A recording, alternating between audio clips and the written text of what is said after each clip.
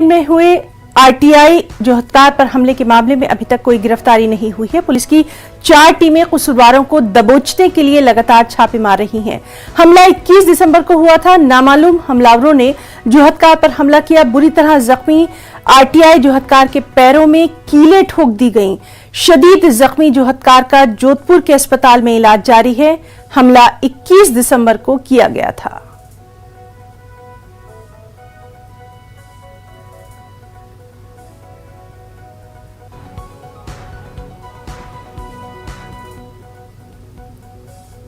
उसके बाद में उनको प्राथमिक उपचार के लिए बालोतरा ले जाया गया, फिर वहां से higher centre MDM hospital Jodhpur refer कर दिया गया। तो एडिशनल एसपी साहब बाड़मेर उनसे मिलने गए हैं।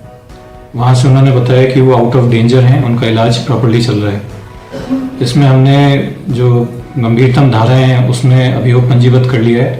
4 टीमें अलग अलग गठित करके, जिसमें तकनीकी टीम भी शामिल है और अन्य थाने के थानाधिकारी भी शामिल हैं, उनको घटनास्थल पे भी भेजा है ताकि जल्द से जल्द आरोपियों की पहचान कर उनको गिरफ्तार किया जा सके। इन्होंने कुछ एक सूचनाएं दी थी पुलिस को और आरटीआई के थ्रू किसी उसको, तो संभवतः उससे खफा होकर लोगों ने ये किया है।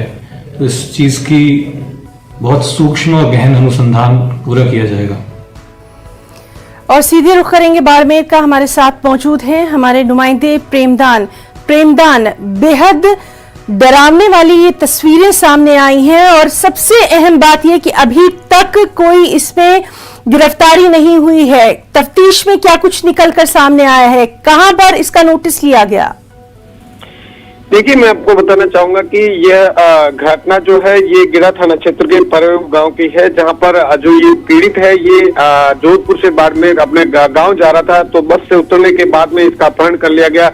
अपहरण करने के बाद में देर शाम जब तक इसके साथ मारपीट और मारपीट के साथ में इसके पांवों में कीड़े और सरिये, इस तरीके का बहुत ही दर्दनाक जो क्रूर जिसे कह सकते हैं, इस तरीके की वारदात को अंजाम दिया गया है।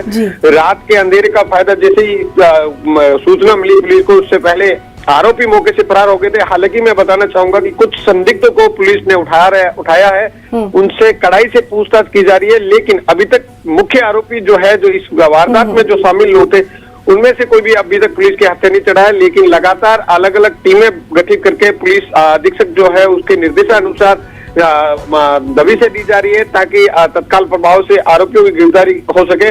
इसमें सबसे अहम बात यह है कि आरटीआई एक्टिविस्ट ने अवैध शराब के खिलाफ कुछ शिकायतें की थी, जिसके पुलिस ने उस पर कार्रवाई की थी। उसके बाद से जो ये आरोपी है ये बहुत ही ज्यादा खफा थे और इसको खुली धमकियां भी मिली थी।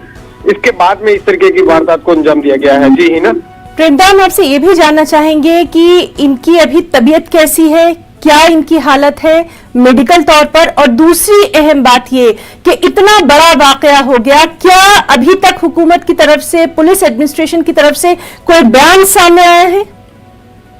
देखिए, ये घटना के बाद में ही पुलिस अधीक्षक ने इस पूरे मामले में सफाई भी दी थी। पुलिस अधीक्षक ने कहा है कि मामले को गंभीरता से लेते हुए सबसे पहली प्राथमिकता जो पुलिस की थी वो ये थी कि जो पीड़ित है इसका इलाज बेहतर कराया जाए। तो पुलिस की निगरानी में इनका इलाज जो है ये जोधपुर में चल रहा है, जोधपुर के एमडीएम हॉस्पिटल में चल रहा है, जहां पर सबसे बड़ी बात ये है, जो अभी सुबह हमारे पुलिस अधीक्षक से बात हुई, उनका कहना है कि जो पीड़ित है वो आउट ऑफ डेंजर है, क्योंकि वो खतरे से बाहर है।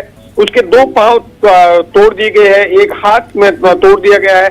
ऐसे क्रूर वारदात, क्योंकि शरीर के कई अंगों पर उसके गंभीर घाव है और कीले तक उसके शरीर में। जी प्रेमदान, तो देखना अहम होगा कि चैनल पर ये न्यूज दिखाए जाने के बाद अब आगे क्या कुछ कार्रवाई की जाती है। बहुत बहुत शुक्रिया आपका तमाम तर जानकारी के लिए।